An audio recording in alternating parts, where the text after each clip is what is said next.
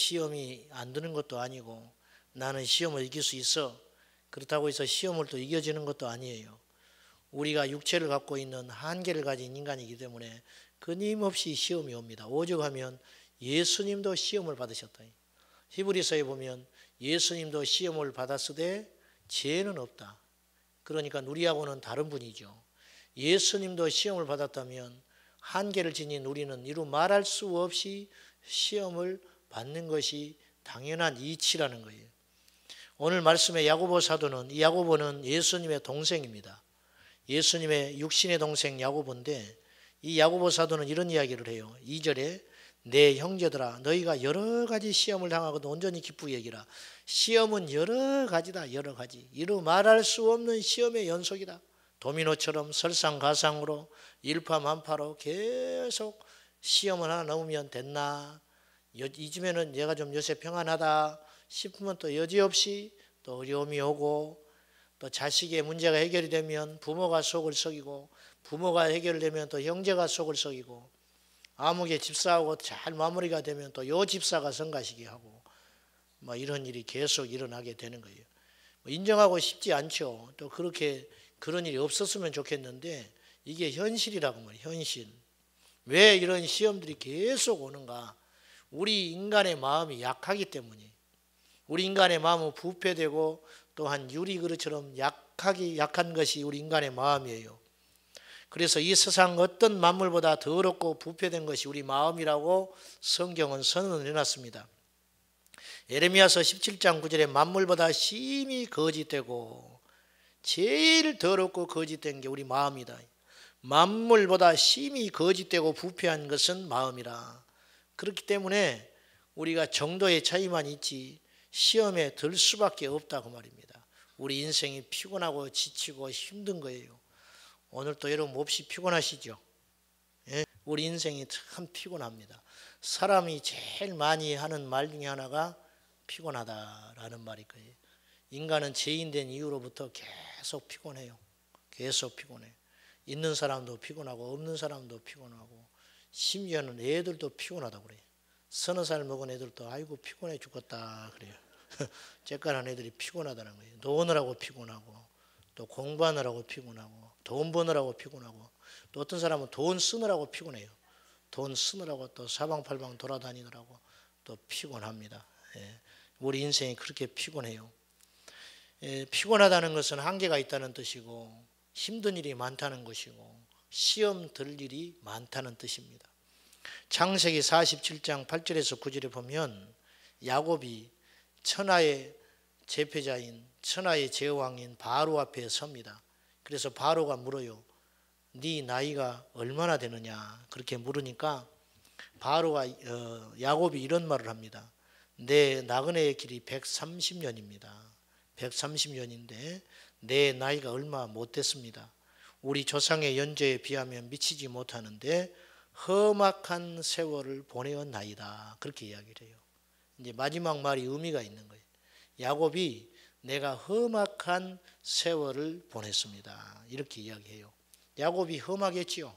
야곱이 20년 동안 외삼촌 라반 밑에서 종살이하고 또 재산을 모아가지고 고향 땅에 돌아오니까 그의 형 에서가 죽이려고 기다리고 있다 하고, 그래서 야복강 나루에서 천사와 씨름해가지고 환도뼈가 부러져가지고 저른발이가 돼요.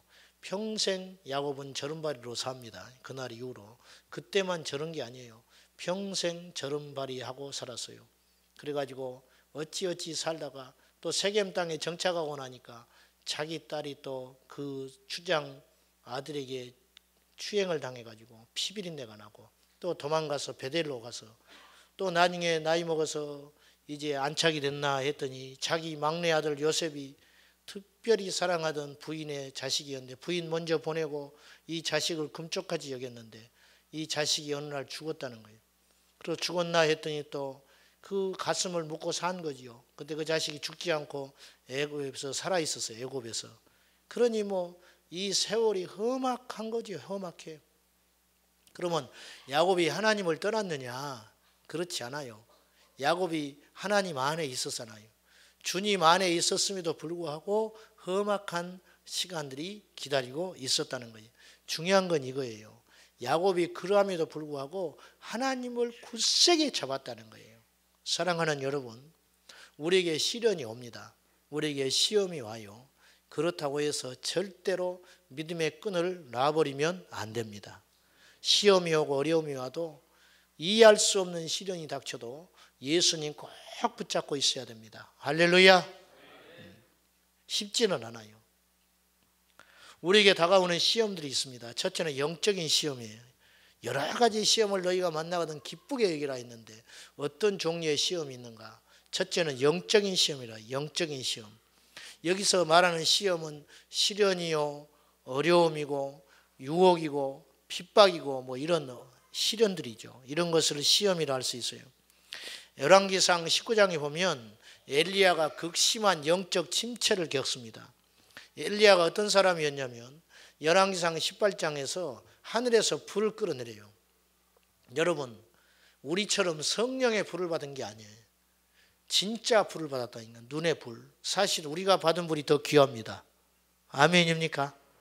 이 불은, 눈에 보이는 불은 소실되면 없어지는 거예요. 우리 영혼에 온 성령의 불은 더 놀라운 겁니다. 할렐루야. 이렇게 아멘 소리가 적대. 우리 안에 오신 성령의 불은 더 놀랍고 더 뜨거운 거예요. 육신의 불보다 심령의 불이 더 뜨거운 거예요. 할렐루야. 그렇죠. 엘리야가 우리를 얼마나 부러워하는지 아세요? 모세가 우리를 얼마나 부러워하는지 압니까? 천사가 우리를 얼마나 부러워하는지 아세요? 왜? 주님이 우리 안에 계시다니까요. 성령님이 우리 안에 계세요. 그런데 엘리야는 이제 눈에 보이는 불을 받은 거예요. 하늘에서 불이 내려가지고 제단에 불이 붙어가지고 바알과 아세라 선자를 목베어 죽여버렸습니다. 큰 승리입니다. 그런데 급전직하였어요. 아합 왕의 아내 이세벨이 네가 죽인 저 선지자들처럼 네가 반드시 그렇게 되리라. 이 한마디에 놀래가지고 주랭랑을 쳐서 도망가 버리는 거예요. 엘리야가 도망가가지고 로뎀나무 아래에 가서 엎드려가지고 내가 죽는 것이 사는 것보다 낫습니다. 주님 나를 데려가 주십시오. 차라리 죽여주시오. 이렇게 이야기하는 거예요. 이게 영적 침체예요. 나는 내 조상들보다 낫지 못합니다. 패배의식, 완전 침체에 빠져가지고. 여러분, 엘리야가 큰 승리를 안 했다면 이해가 돼요. 기적을 경험하지 않았다면 이해가 됩니다. 그런데 엘리야는 어마어마한 승리를 했습니다. 이런 영적 대승리 후에 엘리야가 영적으로 다운돼 버리는 거예요. 영적 침체가 오는 거예요. 누구든지 그럴 수 있습니다. 예수님도 겟세마네 동산에서 마지막 최후의 기도를 하실 때 이렇게 기도합니다. 엘리 엘리 라마 사박다니 나의 하나님 나의 하나님 어찌하여 나를 버리십니까? 십자가의 상에서 그렇게 기도하지요. 십자가 상에서 피를 흘리시면서 사지백체에 못을 박혀서 돌아가시는 주님이 엘리 엘리 라마 사박다니 나의 하나님 나의 하나님 어찌하여 나를 버리십니까? 그렇게 이야기해요. 겟세마네 동산에서 나는 마음이 곤고하여 죽을 지경이라 그렇게 제자들한테 고백을 합니다. 예수님도 그렇게 했다. 예수님도 나의 하나님 나의 하나님 어찌하여 나를 버리십니까? 하나님이 나를 버린 것 같아요. 나의 기도를 듣질 않아요. 이럴 수는 없어요. 이럴 수는 없어. 하나님 안 도와줘도 됩니다. 그냥 놔두기만 하면 돼요. 그런데 놔두는 정도가 아니라 하나님이 길을 막아버리시는 느낌을 받을 때가 있다 이거예요. 이때 영적 시험이 옵니다.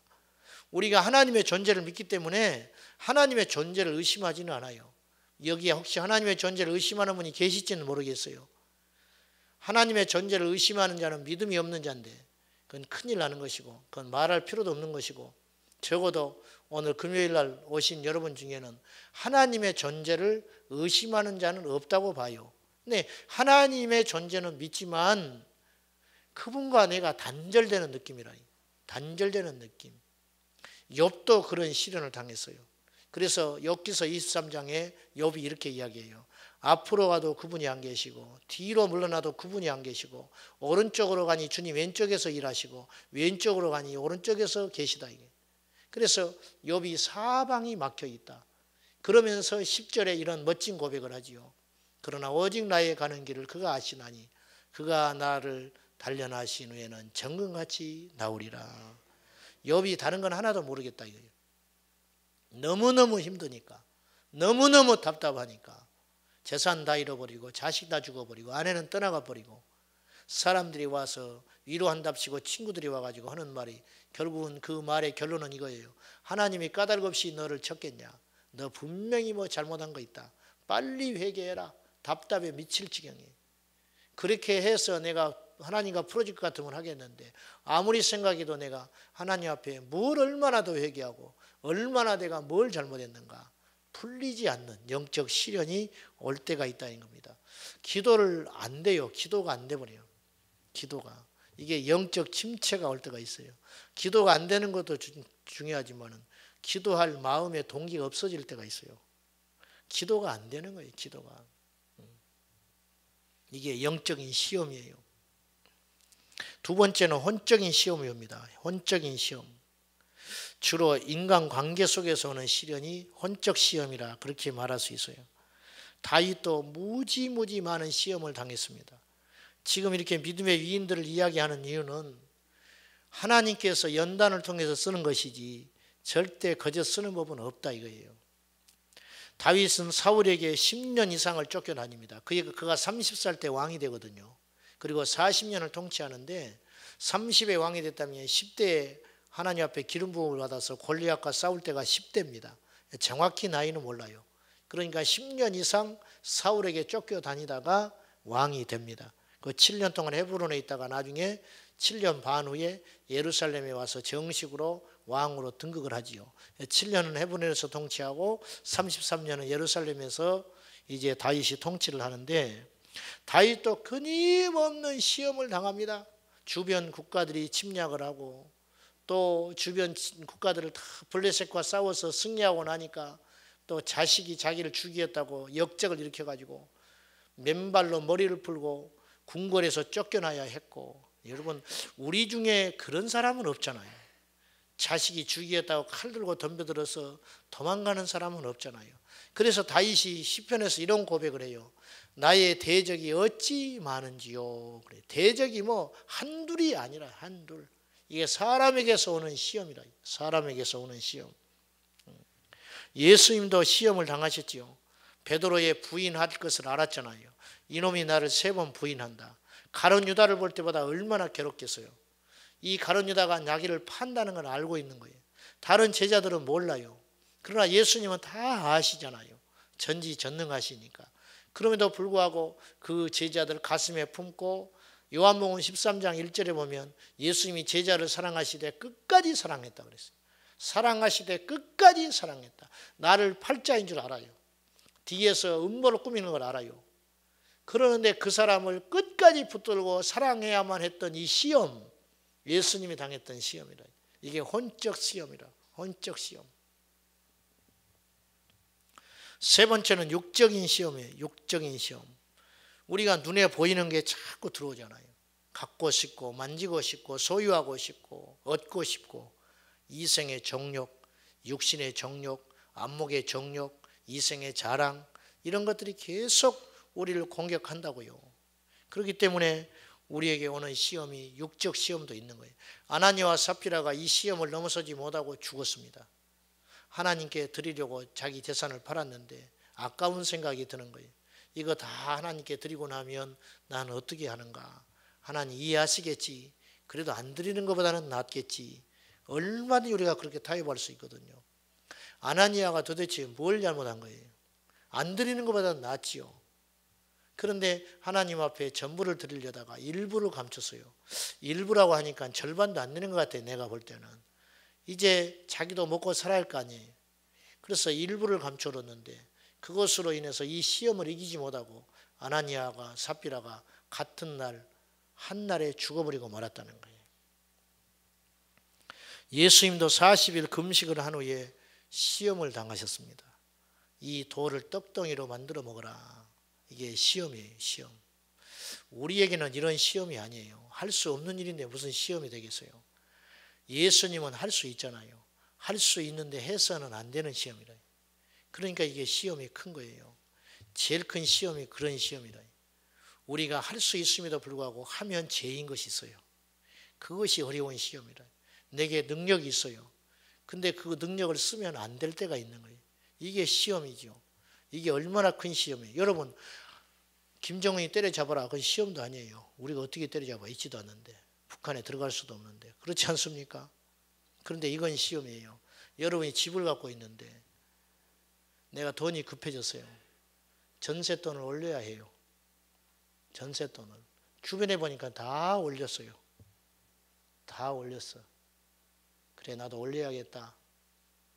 남들도 나한테 말을 해. 아이고, 올려서 급할 때 빨리 써야지. 남들 다 올리는데. 그렇게 안 올린다고 해서 뭐 당신한테 고맙다고 할 줄 아시오? 어? 바보같이. 그렇게 이야기를 해요. 답답하고 답답해. 그러면 이제 올릴까? 그것이 이제 시험인 거예요. 시험. 그런데 주님께서는 내게 말씀하세요. 그렇게 하지 말아라. 그렇게 하지 말아라. 어떻게 하냐 이거 어떻게. 이게 시험이에요. 이게 시험. 응? 이게. 이런 육적 시험이 있어요. 절하라. 천하를 너에게 주리라. 혼적 시험이죠. 권세를 주겠다. 권세. 여러분, 절하는 게 뭐가 어려워요? 한번 절하면 온 천하가 내 것인데 이게 시험이에요. 예수님께 무서운 시험이에요. 사단은 우리에게 이런 시험 안 해요. 우리가 천하를 다스릴 수도 없기 때문에. 그러나 원래 건 예수님 거예요. 이 천하가 주님의 것이니까 너에게 돌려주겠다 이거예요. 그러나 나에게 경배해라. 마귀의 소원은 하나님에게 경배받는 거예요. 얼마나 교만하고 얼마나 못됐고 얼마나 겁이 없는 거예요. 마귀가 하는 짓이.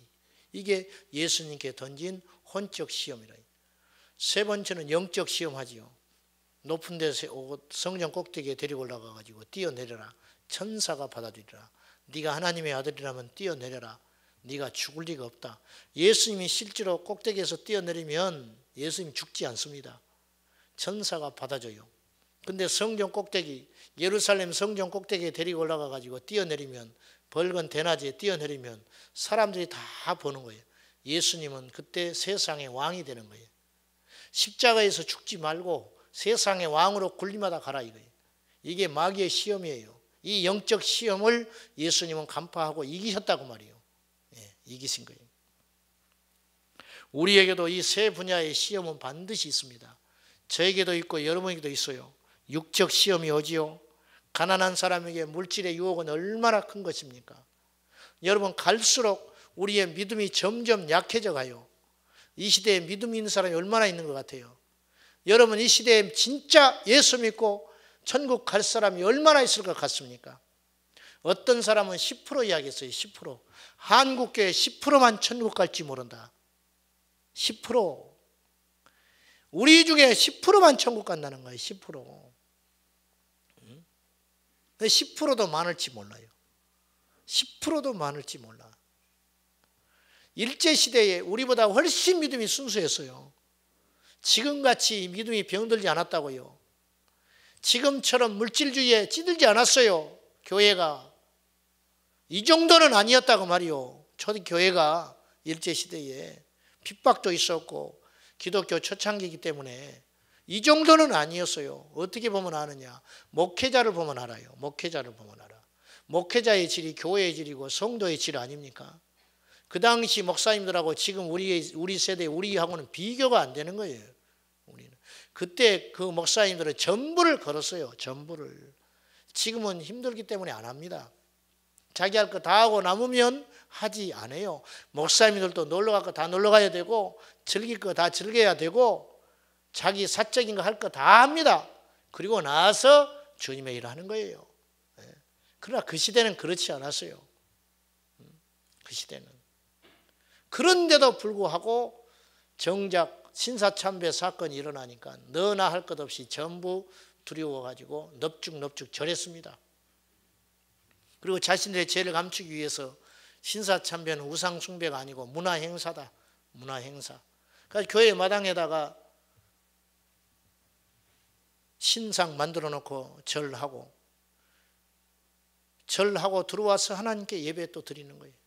아침에 일어나서 동방요배 동쪽을 향하여 천왕에게 절하고 그리고 새벽기도 와서 또 예배 인도하고 그때 당시 수준이 그랬어요. 그러면 지금은 어떠겠냐? 지금은 이루 말할 수도 없다 그 말이에요. 말할 수도 없다. 빌 존슨이라는 분은 천국을 경험했어요. 혼이 떠나서 천국에 입신을 했는데 천국에 가니까 큰 굴이 하나 있고 작은 굴이 있는데 큰 굴은 캄캄한 굴이라요. 암흑의 굴. 근데 사람들이 전부 줄을 지어서 가고 있는데 넓고 큰 굴이 있잖아요. 캄캄한 그 굴. 그 굴을 향하여 셀 수도 없는 사람들이 몰려 올라가고 있고 작은 굴은 빛이 나오고 있는데 그 빛이 나오는 굴로 향하여 걸어가는 사람들은 아주 극소수더라는 거예요. 그래서 이게 뭔가 직감을 했어요. 이게 넓은 길이고 이게 좁은 길이구나. 멸망으로 가는 어둠의 넓은 길이고 이게 바로 빛으로 가는 생명으로 가는 좁은 문이구나. 그래가지고 옆에 있는 천사에게 물었다는 거예요. 이게 숫자가 어떻게 되느냐 물었을 때 천사가 이렇게 말했어요. 당신이 지금 혼이 떠나와서 천국에 입신해서 이 당시 잠깐 사이에 2,000명이 죽었다. 2,000명이. 2,000명이 죽었는데 그 2,000명 중에 4%가 전 세계 인구 죽은 숫자의 4%가 구원받았다. 4%만 좁은 문을 향하여 걸어가고 있다. 이렇게 이야기했어요. 이건 성경에 없는 이야기이기 때문에 100% 신뢰할 건 없지만은 무시는 할 수 없는 이야기라. 그것 또한 이해가 되십니까? 그 또한 무시할 수 없는 이야기. 전 세계의 4%가 구원받았다. 그 우리나라는 어떻게 될까? 우리나라. 한때 우리나라가 1200만이 크리스찬이라고 그랬어요. 그렇지 않아요, 사실은. 이름만 올라가 있는 것이지. 이 교회도 있고 저 교회도 있어요, 이름이. 그래가지고 불교인, 기독교인 뭐 다 합치면 우리나라 인구보다 많다잖아요. 그럴 수는 없는 거예요.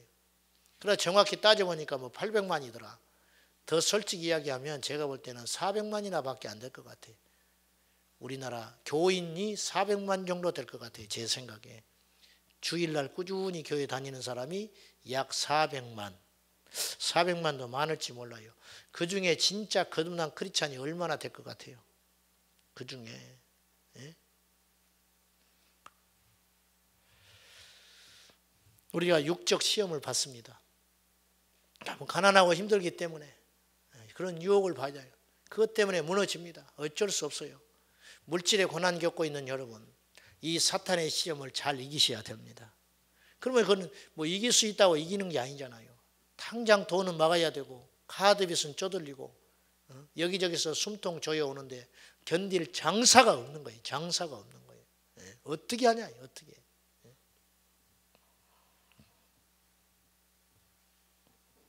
가난이 얼마나 무서운 것입니까?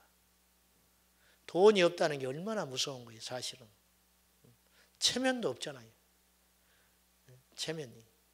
주머니가 두둑해야 체면도 있는 것이고 인심도 쓰는 것이고 범도 나는 것이 아니에요. 여러분, 이 문제를 극복하지 않으면요 진짜 크리스찬 못 됩니다. 가난하고 힘들고 어려우시죠? 여러분, 줄이세요. 소비를 줄이라고. 카드를 잘라버리라니까. 절대 우스갯소리로 듣지 마시오. 카드를 자르려면 한 2년 여러분이 고생해야 할 거예요. 이게 이제 마이너스 인생이거든요. 우리도 마찬가지예요. 우리도. 카드를 잘라내려면요 한 2년은 혹독한 시간을 보내야 돼. 이걸 플러스 인생으로 바꾸려면. 옛날에 카드가 없을 때는 우리나라가 빚쟁이가 없었어요. 있으면 쓰고 없으면 안 쓰고 견디고 차비 없으면 걸어다니면 되니까. 지금은 차비 없으면요 카드로 긁고 택시 타고 갑니다. 고스란히 빚이죠. 빚인데 빚인지를 몰라. 옛날엔 돈 없으면 밥 굶었어요. 근데 요새는 빚을 끌어다가 시장을 봅니다. 그렇잖아요. 이게 빚쟁이 인생이 되는 거죠. 이것 때문에 어떤 일이 벌어졌느냐. 하나님 앞에 예배드리고 하나님 앞에 기쁨으로 찬송하고 하나님께 기쁨으로 주님의 일을 할 수 있는 여유를 상실해 버렸다고 말이에요. 지금 이게 육적 시험에 빠진 거예요. 두 번째는 혼적 시험인데요. 인정받고 싶은 욕구가 있어요. 우리에게는 다 인정받고 싶은 욕구가 있어요. 그래서 우리에게 파송되는 것이 시기요, 질투와 그런 것들이에요. 교회 안에도 마찬가지예요. 기적이 어마어마하게 합니다. 나만 알고 있는 것이 있다 이거예요. 나만 알고 있는 거. 너 이거 모르지. 그딴 거 알아서 뭐하게. 몰라도 돼. 시기, 질투. 예? 너무너무 이게 심해요. 예수의 마음이 없는 거예요. 예수의 마음이 없는 거예요. 여러분, 우리 교회는 없습니다. 이래서는 안 됩니다. 아멘 좀 하시오. 누가 그냥 기적이 하지 마시오. 절대 안 되는 겁니다. 저거 나보다 늦게 왔는데 교회 온 지 얼마 안 됐는데 교회 얼마 안 되는 게 뭐가 자랑인데 교회 오래 다니는 게 뭐가 자랑인데 그래요 안 그래요? 믿음이 자랑이지. 예수님 사랑하는 게 자랑이지. 물론 교회는 질서가 있고 전통이라는 게 있어요. 존중받아야 하지만 예수님이 입에 닳도록 제자들에게 말하는 게 뭐예요? 너희 중에 섬기는 자가 큰 자라. 너희가 진정으로 큰 자가 되려거든 낮은 자리에 와서 섬겨라. 내가 너희를 섬기러 왔느니라. 예수님도 섬기러 왔는데 우리가 뭐라고 이렇게 높아지려고. 이 혼적 시험이 어마어마해요. 사실은 몰라서 그렇지. 서로 높아지려고 하고 커지려고 하고 강해지려고 하고 하는 시험들이 어마어마하게 크다는 거예요. 그래서 이런 일 때문에 좌절이 되고 자책이 오고 넘어지는 거예요. 스스로 넘어져 버리는 거예요. 기도 안 되지요. 교회 오기 싫지요. 예배드리기 싫죠. 전도 생각지도 못하지요. 영적 침체로 빠져들어가는 거예요. 영적 시험도 있죠. 아까 말했던 것처럼 하나님과의 단절이 되는 거예요. 그토록 들리던 하나님의 음성이 들리진 않아요. 기도가 끊겨버립니다. 영적인 힘이 사라져버렸어요. 여러분 영권을 회복하세요. 아멘입니까? 영권을 회복하시오. 피곤하다고 주저앉으면 영영 잃어버립니다. 올 수 없을 때 와야 됩니다. 기도할 수 없을 때 기도해야 됩니다. 말씀을 볼 수 없을 때 말씀을 보아야 하고 예배할 수 없을 때 예배해야 되고 찬양할 수 없을 때 찬송해야 되고 전도할 수 없을 때 전도하는 거예요. 그때 영적인 파워가 생기는 거예요. 그때 영적인 능력이 생기는 거예요. 할렐루야. 삼각산에 산기도에 갔더니 그 목사님이 이런 간증을 하더라니까요. 망한 사람만 온 거예요. 그때 당시. 지금부터 뭐 4, 50년 전이니까. 북악터널도 뚫리기 전이고. 제가 그 삼각산에 다닐 때는 동전 던지고 갈 때였어요. 이 터널이 좁아지고 교통 체증이 유명하고 동전 하나 던지면 이제 가끔 지금은 복선 뚫려서 편해졌을 거예요. 근데 그 전에는 북악터널이 없었다는 거예요. 아예. 그러니까 서울에서 실패하고 망하고 병들고 가난병이 된 사람은 전부 삼각산에 와서 지금은 평창동이 굉장히 부자 동네 아닙니까? 그때는 뭐 이 거지들만 와가지고 이 천막 치고 사는 데가 그쪽이었다는 거예요. 그래가지고 그 산에 가서 기도하는 거예요. 할 일이 없으니까. 망하게 생겼으니까. 그러던 어느 날 목회에 실패한 목사님이 계셨어요. 나이가 60이 됐는데 키가 조그맣고 우리가 갔을 때도 그분이 계셨어요. 그런데 이분이 60이 다 돼가지고 목회에 실패하고 이제 오갈 데 없어져가지고 가족은 흩어져 버리고 고향으로 내려가고 낙향에 있고 혼자만 고향에 창피해서 내려가지도 못하고 요즘에는 선교라도 가지. 그때는 선교사 가는 것도 쉬운 일이 아니었어요. 그러니까 그 삼각산 밑에 와서 천막 치고 비참하게 기도 생활하고 있을 때예요. 그때 이제 몇 사람 그 연단 받는 분들이 같이 기도하는 중에 있었는데 이분이 어느 날 겨울에 추운 날 몹시도 눈이 많이 오는 날 오한이 오고 60이 넘은 데다가 말 잘 먹지도 못하고 쉬지도 못하고 오죽하겠습니까? 천막에서 그렇게 기도만 하고 연단 받고 있는데 근데 막 죽을 것 같더라는 거예요. 열이 펄펄 끊고. 근데 그날 저녁에도 어김없이 눈보라는 치는데 산에 기도하러 가자고 그러니까 이분이 오늘은 내가 못 가겠다고. 이해할 수 있잖아요. 충분히 이해할 수 있어요. 이런 상태로 어떻게 산으로 올라갑니까? 눈보라가 치는데 미끄러지면 큰일 나라고. 갔다 오시라고. 나는 도저히 오늘은 못 가겠다고. 그랬더니 거기에 전욱 목사님 한 분 이렇게 이야기했어요. 목사님 죽더라도 갑시다. 가서 죽더라도 가서 죽읍시다. 그러니까 이 노인네가 굉장히 섭섭한 거예요. 섭섭해가지고 열받아가지고 일어났어요. 열받쳐가지고 이 젊은 놈이 말이야 기도 좀 한다고. 세상에 오늘 내가 피곤해 죽겠다고 오한이 와서 누워서 있나 오늘 하루만 쉰다고 그러는데 죽더라도 가자고. 오기가 창창해. 가자. 나 죽어볼란다. 가자. 그러고는 이제 오기로 앞장서서 믿음으로 올라간 게 아니라 열이 뻗쳐가지고 그래 어차피 이판사판 나는 죽었다. 목회도 안 됐지. 가족은 흩어졌지. 먹을 건 없지. 이제 끝났다. 그래, 너까지 나를 무시하는구나. 네가 나를 어른 대우 안 하는구나. 그래, 나 죽을란다 오늘 저녁에. 그러고는 산에 올라간 거예요. 그날 저녁에 처음에는 오기가 나서 기도했어. 오기가 나서 막 열은 끓고 곧 죽을 것 같더래요. 눈이 까부라지는데 가지고 성일도 나고 부은도 나고 하나님은 도대체 뭐 하시다가 나를 이 모양으로 만들어 가지고 나이 60에 이게 뭐 하는 짓인가 싶어 가지고 고래고래 소리 지르고 주여 주여 기도도 안 나와. 주여 주여만 하다가 1시간 2시간 하다 보니까는 목에서 피가 넘어오면서 회개가 터지기 시작하더래요. 회개가. 그리고는 감사가 열렸어요. 그날 새벽까지 기도하는데 여러분 그날 저녁에 능력을 받았어요. 가지고 이 목사님이 죽을 것처럼 기어서 올라갔는데 내려올 때는 할렐루야 찬송하면서 열이 떠나버리고 힘을 얻어가지고 뛰어내려왔다는 거예요. 그래서 이제 한 단계 뛰어넘어가는 거예요. 여러분 우리에게 영적인 힘이 필요해요. 영적 권세가 필요합니다. 피곤하고 어렵고 지치고 삶에서 막힐 때가 있어요. 그때 우리가 주저앉아 있으면 영영이 까부러지는 거예요. 그때 우리가 일어나야 할 것입니다. 기도가 안 되더라도 와서 시간을 때우고 가는 거예요. 안 되면 누워 자다고 하더라도 하나님께 매달리고 간구하고 소원을 아뢰면 우리가 승리할 수 있는 것이에요. 그래서 우리가 시험을 대하는 자세가 중요하다는 거예요. 오늘 말씀에 시험을 당하거든 온전히 기쁘게 여기라. 여기서 두 마디가 중요한 거예요. 기쁘게 여기라. 온전히 완전하게. 오늘은 기쁘고 내일은 안 되고 또 그래 기도할 때는 또 은혜 받을 때는 그래 기쁘지 또 하나님 뜻이 있겠지 그랬다가 또 주저앉아 있고 그렇게 하지 말고 처음부터 끝까지 초지일관 똑같이 기쁘게 온전하게 기쁘게 여기라. 여기는 게 믿음이요. 여기는 게 믿음이라고 해요.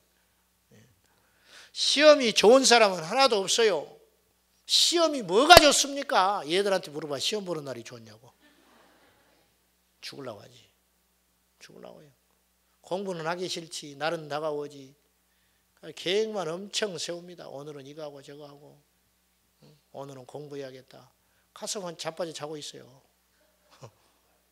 뻔해.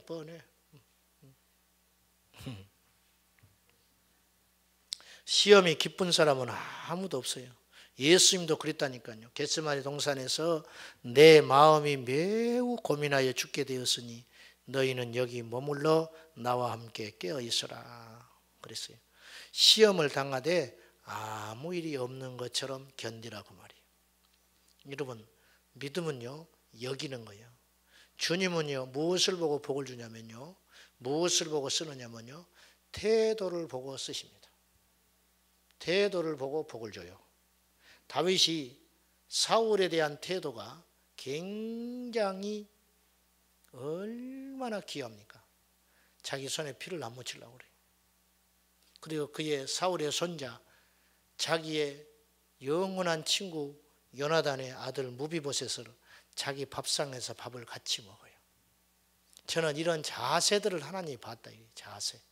기도하는 거예요. 믿음 있는 거, 영성 이거 다 좋은데요. 이 태도와 자세가 너무 좋잖아요.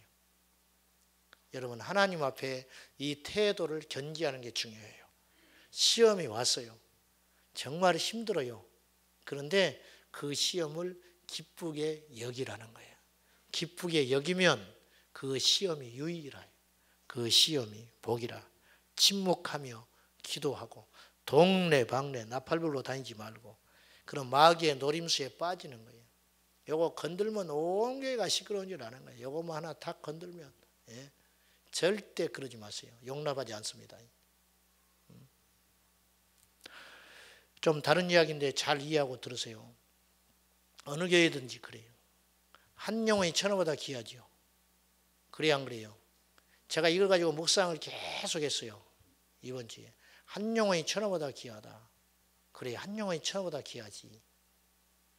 한 마리의 양을 위해서 99마리를 주님이 포기했어요. 그러나 포기한 게 아니에요, 사실은. 주님이 내게 주신 깨달음은 이거였어요.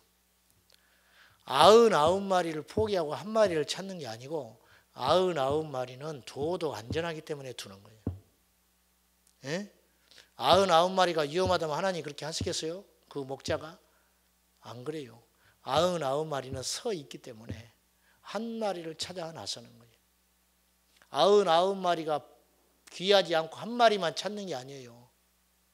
여러분, 한 사람을 살리려고 다수를 죽일 수는 없다 이거예요.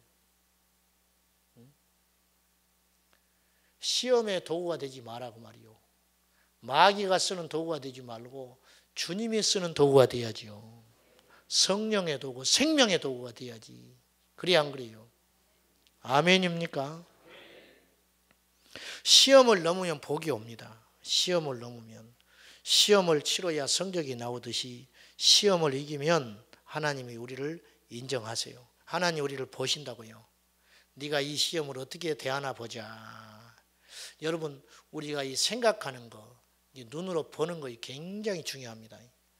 제가 아는 권사님이 미국을 갔어요. 미국의 아들, 딸을 잘 키워가지고 이 시집 장가를 잘 보내놨어요. 가지고 하도 오라고 하니까 그걸 보러 갔어요. 근데 다른 주에 살아. 먼 곳에. 가지고 이제 먼저 아들네 집에를 갔어요. 이 권사님이. 이분이 미국 갔다 와서 하는 소리야. 입에 거품 물면서 이제 하는 소리야. 1년을 가더만 그 소리를 얼마나 한이 맺혔는지.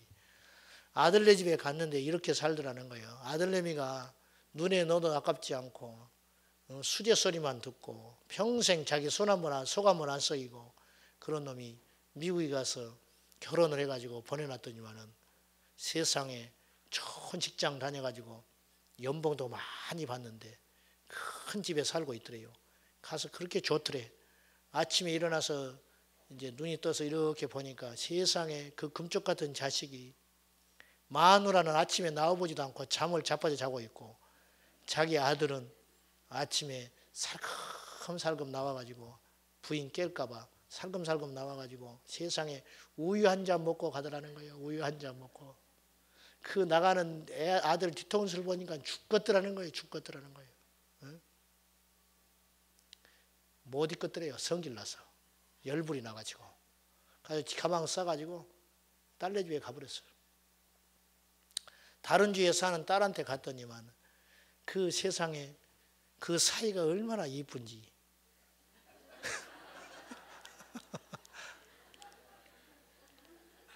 이 사이가 된 놈이에요. 된 놈. 아침에 일어나가지고 세상에 마누라 깰까봐 조용히 일어나가지고 살금살금 나가가지고 우유 한 잔 먹고 나가는데 그 뒤통수가 그렇게 이쁘더라는 거예요. 그래서 자기가 깨달았대. 야, 어쩔 수 없는 것이구나. 시험이 와요. 우리에게 시험이 오는데요. 이 시험을 죽겠다고 생각하는 사람이 있고요. 이 시험을 감사함으로 받는 사람이 있다. 우리는 어떻게 해야 되느냐. 여러 가지 시험이 와요. 가만히 있는데 바람이 불어와. 이 시험을 어떻게 하냐. 시험이라는 건 내가 뭘 잘못해서만 오는 건 아니야. 가만히 있는데 시험이 와요. 왜? 인생이 가만히 두질 않거든요. 가만히 있질 않아요. 이 시험은 쉼없이 온다. 그 시험의 바람이 올 때 우리가 이걸 어떻게 생각하냐. 어떻게? 기쁘게 여기라.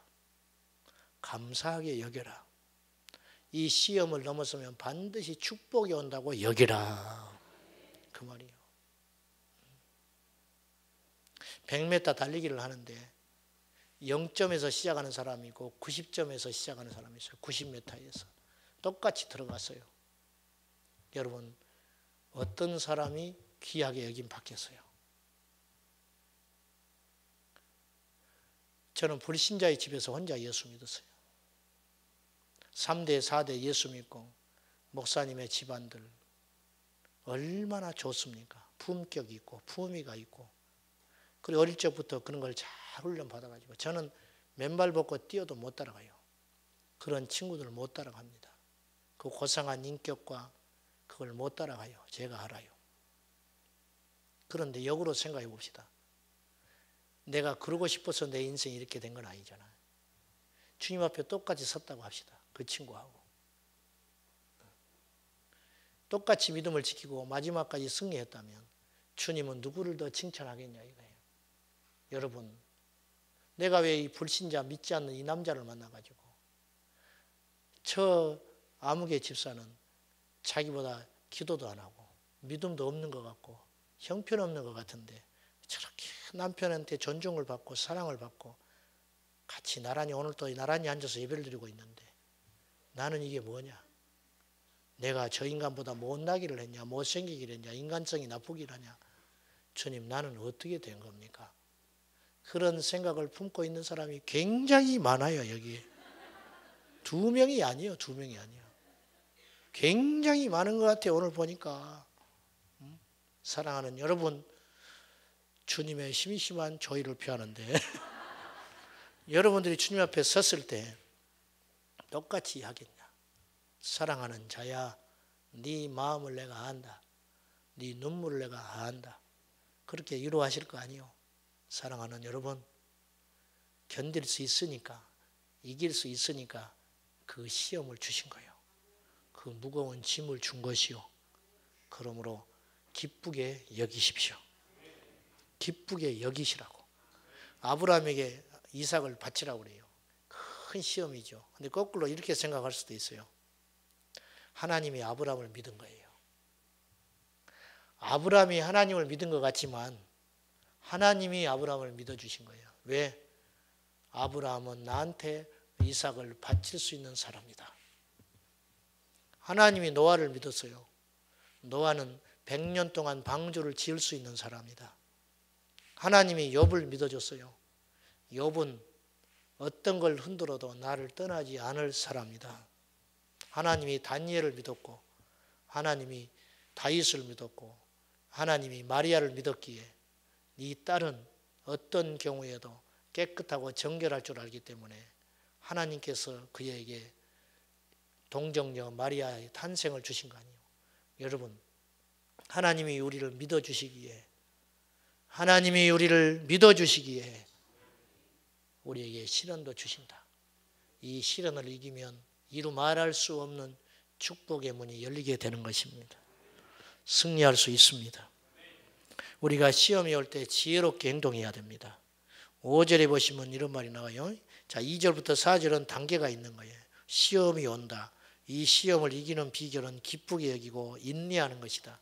시험이 올 때 이길 수 있는 방법은 없어요. 제가 이런 표현을 쓰는데요. 소나기가 온다. 들판에 나홀로 나가 있는데 숨을 곳은 없고 소나기가 온다. 그럼 어떻게 해야 돼요? 어떻게 해야 돼요? 소나기를 맞는 길밖에 없어.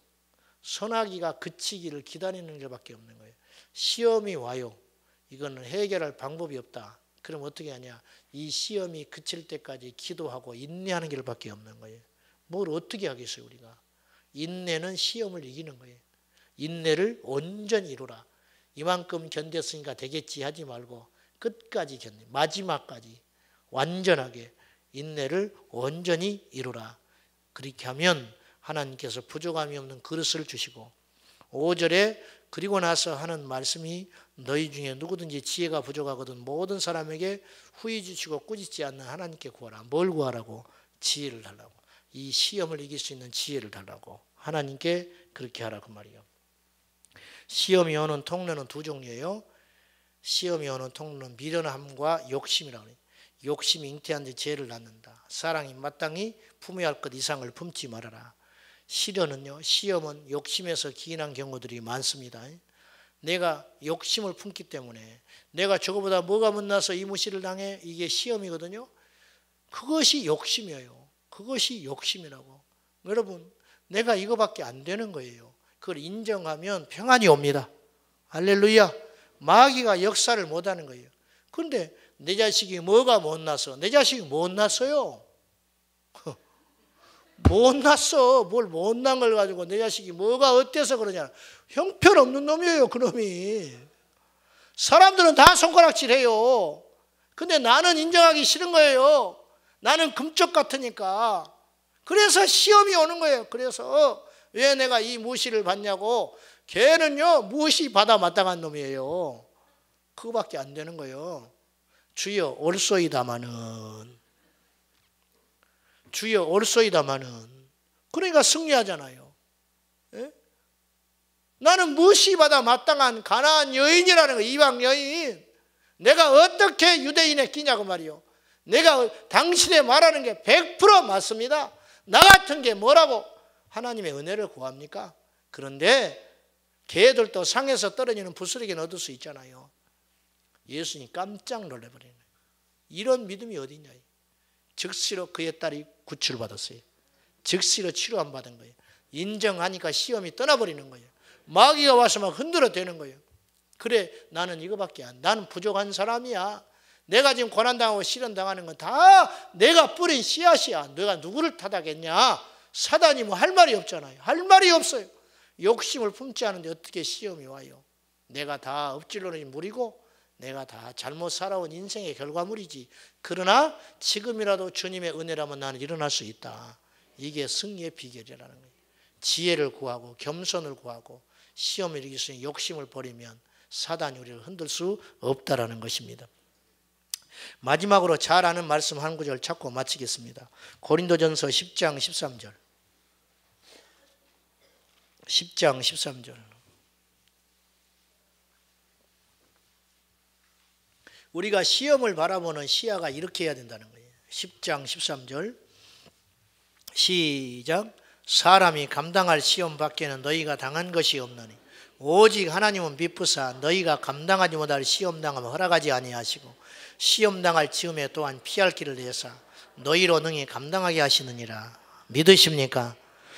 하나님은 미쁘시고 신실하시사 하나님은 아주 신실한 분이라는 거예요. 절대로 우리를 빼앗기지 않으실 분이라는 거예요. 그런 신실하신 하나님이 너희가 감당하지 못할 시험 당하는 거 하나님 못 견디신다. 그런데 왜 우리에게 시험 당하느냐? 우리가 시험을 하나님께서 허락하실 때는 그 시험을 이길 수 있기 때문에 시험 주신다. 십자가를 질 수 있는 힘을 주시고 십자가를 맡기시지 그냥 맡기시진 않는다. 그리고 그 시험이 올 때는 피할 길이 반드시 있다. 지혜를 구하라. 주님을 구하면 반드시 길이 열린다. 주님이 그렇게 말씀하는 거예요. 사랑하는 여러분, 인내하십시오. 그리고 시험을 바라보는 눈을 바꾸십시오. 왜 나만 당한 경험, 괴로움이라고 말하지 마시고 고난이라고 말하지 말고 주변에 눈을 열어서 하나님의 뜻이 어디 있는가 정직하게 내 자신을 평가하고 하나님 앞에 회개할 것도 회개하고 부족한 거 인정할 거 인정하고 욕심을 내려놓고 주님 지금이라도 주님이 하실 수 있습니다. 엎드리면 주께서 나와 함께 하심으로 이 시험이 오히려 유익이 되는 놀라운 기회가 될 것이고 복이 될 줄로 믿습니다. 사랑하는 여러분, 시험을 바라보는 눈을 바꾸십시오. 내가 시험 당할 때 하나님께서 피할 길을 열어주셨다는 거 아시고 시험 당할 때 시험을 이길 수 있는 능력도 주셨다는 걸 아셔서 내가 요새 믿음으로 살려고 하니까 내가 예수 믿는 사람답게 살려고 하니까 내가 요새 좀 은혜 생활하려고 하니까 여지없이 마귀가 또 시험하는구나 이럴 줄 알았어. 그러나 나는 이 시험을 이길 거야. 담대하게 맞서 싸워서 두려워하지 말고 긴장하지 말고 예수의 이름으로 당당히 맞서서 이 시험을 넘으면 큰 복의 역사가 있다는 걸 꼭 기억하시고 예수의 이름으로 승리하는 저와 여러분 될 수 있기를 축원합니다. 사랑하는 여러분, 오늘 우리 열심히 기도합시다. 할렐루야. 열심히 구합시다. 성령님을 구하고 할렐루야. 크게 아멘 좀 하시오. 이제 기도해야 되는데 이렇게 힘이 쫙 빠져가지고 완전히 노동절이구만. 오늘 노동절이요. 노동하고 오셨어요. 오늘 노동절이라고. 자, 오늘 끊임없이 성령님을 구하고 또 장래 아멘이 주님을 구하고 기도로 승리하고 성령에 충만하여 이 밤에도 승리하시기를 축원합니다. 시험을 이길 줄로 믿습니다. 시험이 떠날 줄로 믿습니다. 무엇이 두렵습니까? 우리의 영혼을 건드릴 자는 없는 거예요. 무엇이 두렵습니까? 하나님 우리 편인데 우리가 제일 두려울 건 죄 짓는 것 외에는 두려울 게 없다. 죄 짓는 것과 하나님 외에는 두려울 게 없는 거예요. 하나님께서 우리를 인도하고 계세요. 이 70억의 인구 중에 우리를 뽑아서 선택하사 주님의 자녀 삼으셨고 천국 갈 수 있는 길을 열어주셨는데 무엇이 두렵습니까? 할렐루야. 하나님이 우리와 함께 하신다. 그냥 하는 소리가 아니라고 말이요. 영의 눈이 열려져야 한다고 말이요.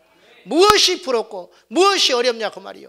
능치 못할 시험 주시지 않는 하나님, 시험 당할 때 피할 길을 여시는 하나님, 우리 담대하게 우리가 당한 이 시대의 시험들과 맞서 싸워 승리하여 응답받는 역사가 일어나시기를 예수님의 이름으로 축원합니다. 기도하십시다. 오늘도 우리 간절한 기도, 뜨거운 기도, 강력한 기도로 멋지게 승리하기를 원합니다. 깊은 잠에서 깨어나서 열렬히 주님을 구하고 찾는 이 밤이 되기를 소원합니다. 이 시간 다 같이 기도하실 때 아버지 하나님, 우리가 깨어있기를 원합니다. 시험을 보는 눈이 달라지게 하여 주시옵소서. 여러분 어느 때까지 머뭇거리게 하시렵니까? 여러분 어느 때까지 그 자리에 서 계시려 합니까? 이제는 애벌레의 삶을 버리고 나방이 되어야 돼서 나비가 되어서 높이 높이 날아야 되지 않겠습니까? 이 땅에만 집착하지 말고 이 땅을 바라보는 연약한 인생 되지 말고 하나님의 비전을 품고 아버지의 심정을 가지고 우리가 나아가야 하겠습니다. 사람들의 말 한마디에 흔들리지 말고 시험을 당할 때 흔들리지 말고 세상이 무너진 듯 떠들지 말고 담대하게 뚜벅뚜벅 주님 바라보고 나아가야 하겠습니다. 아무것도 아닙니다. 밤이 지나고 나면 하나님께서 해결해 놓으시고 이 시간이 지나면 하나님께서 응답해 주셨고 이 시간이 지나면 하나님께서 다 해결해 놓았을 것입니다. 아무것도 염려하지 말고 믿음으로 나갑시다.